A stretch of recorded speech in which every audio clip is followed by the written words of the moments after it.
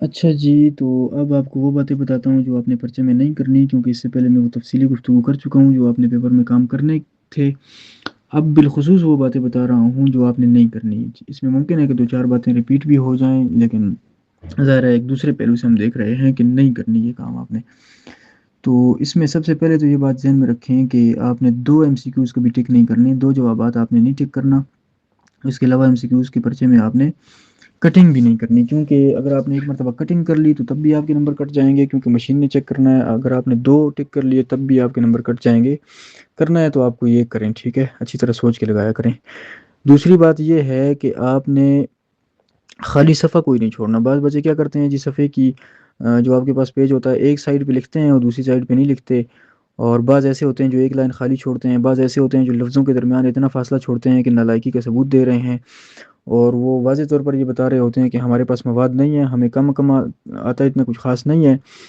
اور ہم خواہ پیجز بڑھانے کے لیے یہ سارے کام کر رہے ہیں۔ اس کے علاوہ الفاظ بھی حد سے زیادہ بڑے نہ لکھیں اور حد سے زیادہ چھوٹے نہ لکھیں۔ بڑے لکھنے کا نقصان یہ ہوگا کہ ایک لائن سے دوسری لائن میں جائیں گے اور پھر سمجھ نہیں آ رہی ہوتی، اور حد سے زیادہ چھوٹے بھی نہ لکھیں آپ، اس کا بھی نقصان ہوتا ہے۔ اعتدال میں چلیں، آپ اپنی جو اوریجنل رائٹنگ ہے اس کے مطابق لکھا کریں، ٹھیک ہے؟ بناوٹ سے وہاں کام نہ لیا کریں، جو آپ سارا سال جس طرح سے چلتے رہیں بس اسی طرح چلیں، اور اعتدال والا راستہ ٹھیک ہے۔ اس کے علاوہ تیسرا پوائنٹ آپ یہ ذہن میں رکھیں کہ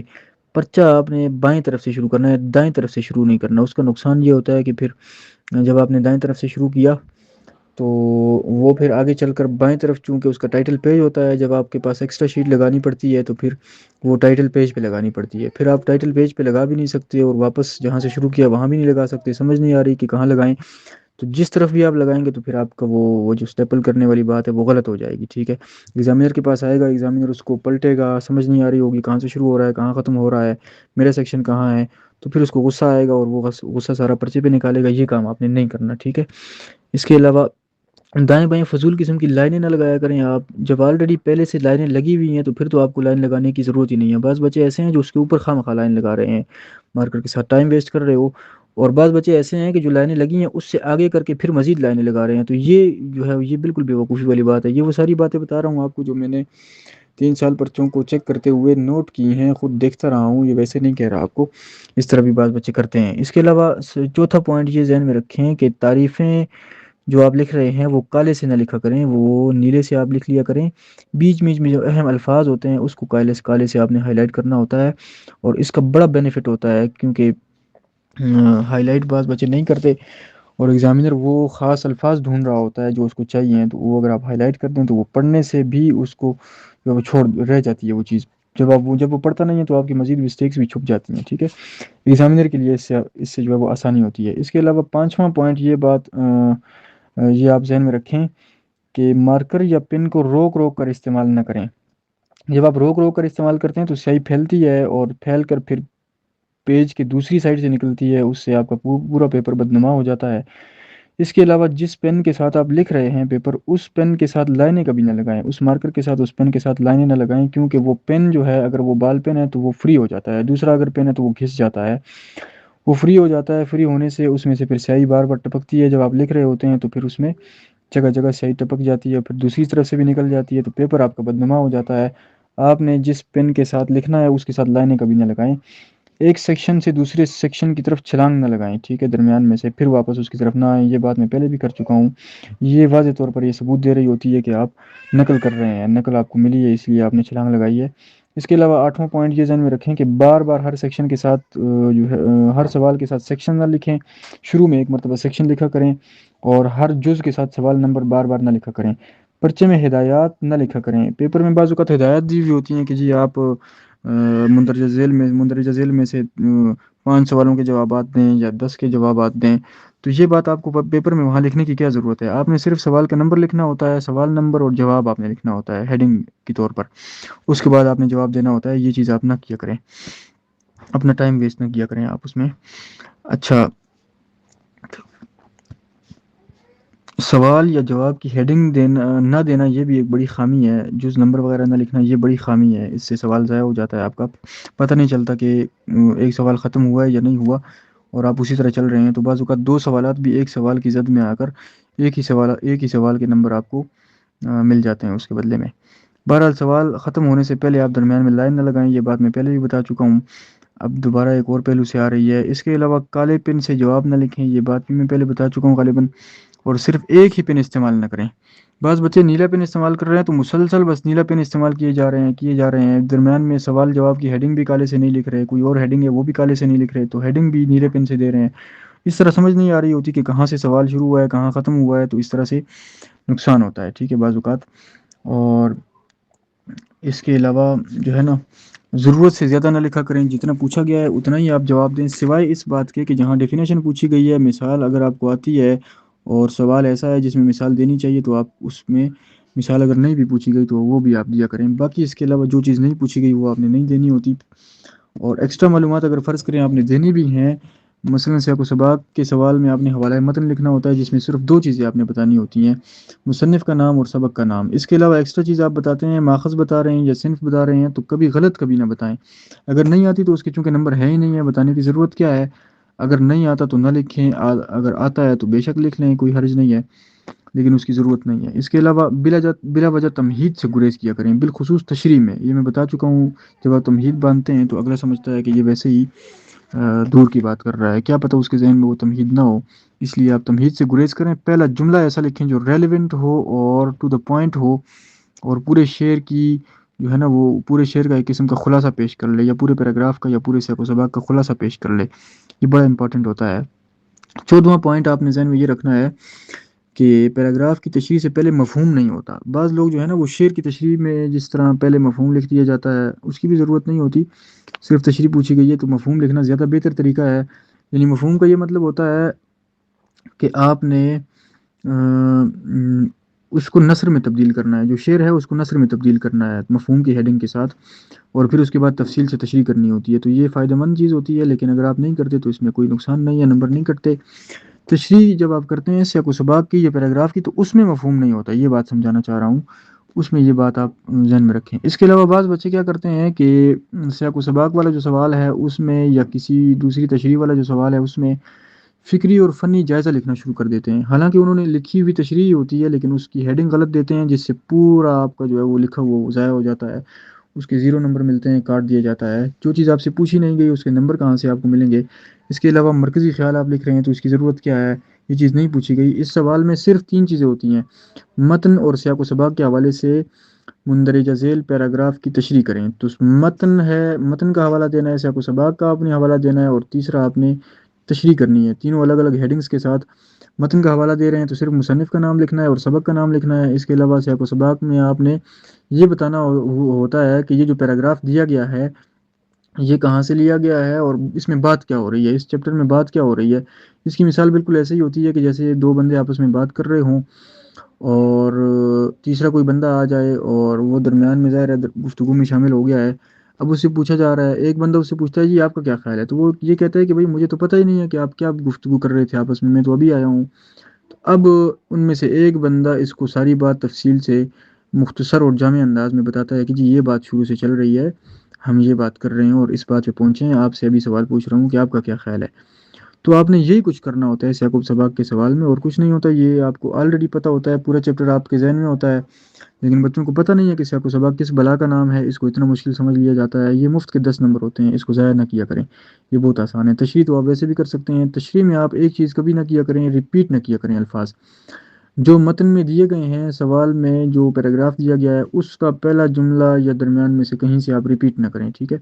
اپنے الفاظ میں آپ نے ایکسپلین کرنا ہوتا ہے تھوڑا وسیع کر کے۔ اچھا، اس کے علاوہ اہم الفاظ ہائی لائٹ بعض بچے نہیں کرتے تو یہ کر لیا کریں، پہلے بھی بتا چکا ہوں، لیکن یہاں نہ کرنے کے حوالے سے بتا رہا ہوں کہ ہائی لائٹ نہ کرنا یہ خامی ہے۔ اچھا، شروع کا سوال کبھی آپ غلط نہ لکھا کریں یا کمزور نہ لکھا کریں، یہ بڑی عجیب بات ہے کہ بعض بچوں نے پتہ نہیں کہاں سے یہ بات سن رکھی ہے کہ جی شروع کا سوال تھوڑا نارمل کیا کریں، پھر اس کے بعد جو ہے وہ اچھے کی طرف جائیں، اور پھر جو ہے وہ درمیان میں جو ہے خراب کریں، اور پھر آخر میں جو ہے وہ سب سے اچھا سوال کر کے جائیں، یہ غلط ترتیب ہے۔ آپ شروع کا سوال جو آپ کو سب سے اچھا آتا ہے وہ کیا کریں، اس کی بڑی وجہ ہے، اس میں بڑی لاجک ہے، لاجک سائیکولوجیکلی آپ سمجھ سکتے ہیں کہ انسان کے دماغ کے 3 درجے ہوتے ہیں، اسی طرح ایگزامینر بھی اسی پہ چلتا ہے۔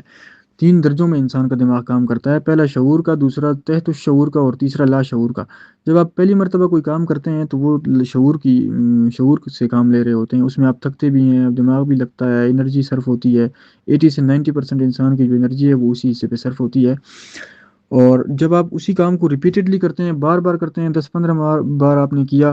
تو پھر وہی چیز اللہ تعالیٰ نے سسٹم ایسا بنایا ہوا ہے کہ آپ کی انرجی بچانے کے لیے وہ دوسرے درجے میں چلی جاتی ہے، تحت الشعور کے تحت ہو رہی ہوتی ہے، یعنی وہ پھر آٹو پائلٹ موڈ کے ذریعے ہو رہی ہوتی ہے، پھر آٹومیٹک ہو جاتا ہے، بالکل اس طرح جس طرح آپ گاڑی چلاتے ہیں، تو پہلی مرتبہ جب آپ گاڑی چلاتے ہیں تو آپ کی توجہ جو ہے وہ بہت ساری چیزوں کی طرف ہوتی ہے، کلچ کی طرف بھی توجہ ہے، ریس کی طرف بھی ہے، بریک کی طرف بھی ہے، اسٹیئرنگ کی طرف بھی ہے، اور بہت ساری چیزوں کی طرف ہوتی ہے، شیشوں کی طرف ہوتی ہے، آگے پیچھے آپ دیکھتے ہیں، پھر دائیں بائیں دیکھتے ہیں کہ کہیں سے مجھے نقصان نہ ہو جائے۔ تو شروع میں آپ کے لیے گاڑی چلاتے ہوئے آپ کی انرجی بہت صرف ہوتی ہے، یہ شعور کے درجے سے ہوتی ہے۔ بالکل اسی طرح جب آپ گاڑی سیکھ لیتے ہیں اور چلنا شروع کر دیتے ہیں، مہینہ دو چلا لیتے ہیں، تو پھر آپ فون پہ بات بھی کر رہے ہیں، گپ شپ بھی لگا رہے ہیں، ساتھ گانے بھی سن رہے ہیں، کچھ اور بھی کام کر رہے ہیں، تو پھر آپ کو پرواہ نہیں ہوتی، وہ آٹو پائلٹ موڈ میں ہو رہا ہوتا ہے۔ اسی طرح پیپر چیک کرتے ہوئے ایگزامینر جب پیپر چیک کرتا ہے تو سٹارٹ کے 8 سے 10 20 پیپر جو ہے وہ غور سے چیک کرتا ہے، اس کو دیکھتا ہے، اس کے بعد اس کو سوال جواب یاد بھی ہو جاتے ہیں، پھر وہ آٹو پائلٹ موڈ میں چلا جاتا ہے، ٹھیک ہے۔ تو اس میں پھر یہ ہوتا ہے نا کہ جب شروع کا سوال آپ نے غلط لکھا ہوا ہے تو آٹو پائلٹ موڈ کے تحت وہ اس درجے پہ پہنچتا ہے کہ کتنے نمبر دینے ہیں، پھر وہ آگے جتنے بھی سوالات ہیں پھر وہ آٹو پائلٹ موڈ میں ہوتا ہے، پھر اس کو جو ہے نا وہ زیادہ سوچنے کی ضرورت نہیں ہوتی۔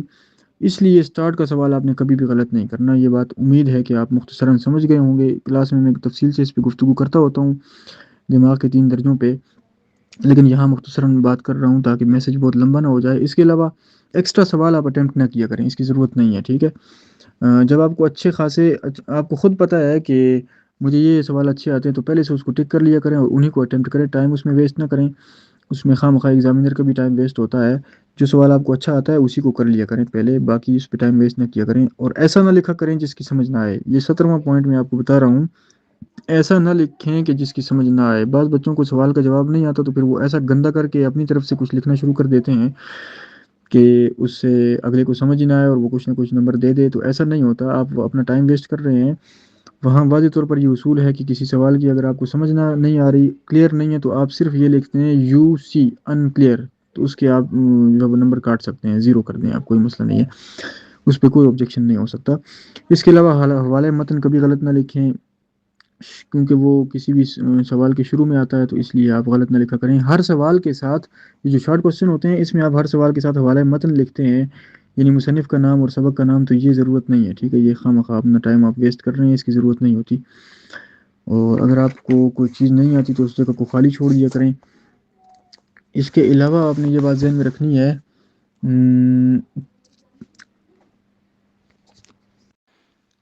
اچھا، حوالے متن جب آپ لکھتے ہیں تو وہ ایک لائن میں نہ لکھا کریں۔ بعض بچے لکھتے ہیں جی مثال کے طور پر کہ یہ سبق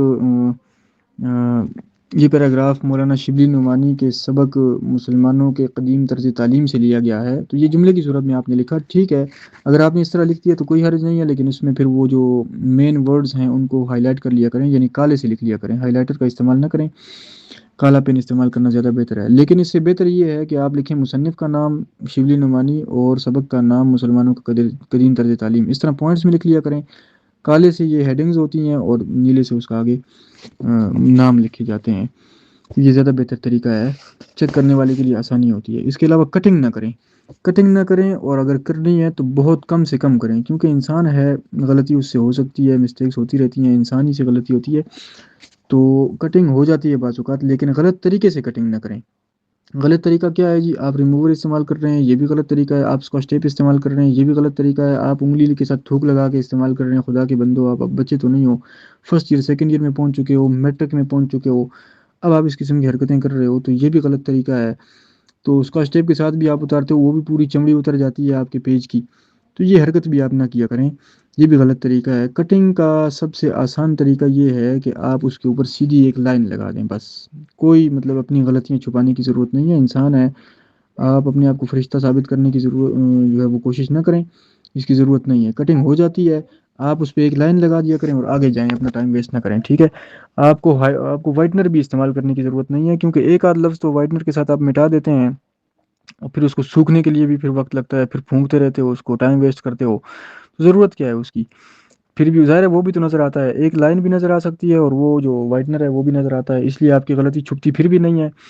آپ کو چاہیے کہ اس کے اوپر سیدھی لائن لگائیں اور آگے جائیں۔ اس کے علاوہ آخر میں یہ آخری بات بتانا چاہتا ہوں کہ خدا کا واسطہ ہے، خدا کا واسطہ ہے، پیپر میں ناجائز واسطے نہ دیا کریں، دعائیں نہ دیا کریں ایگزامینر کو، اور قسمیں بھی نہ دیا کریں، اس سے آپ کے پیپر پہ کوئی فرق نہیں پڑنے والا، کیونکہ وہ نہ تو آپ کا رشتہ دار ہے اور نہ وہ کوئی غیر قانونی کام کر رہا ہے جس میں وہ آپ کے واسطے سن کر جو ہے وہ، یا دعائیں سن کر، یا پھر وہ قسموں میں آ کر جو ہے وہ آپ کو نمبر دے دے گا۔ ایسی حرکت آپ نہ کیا کریں، یہ تاثر غلط جاتا ہے۔ امید کرتا ہوں کہ آپ کو یہ ساری باتیں جو ہے وہ فائدہ دے رہی ہوں گی۔ والسلام۔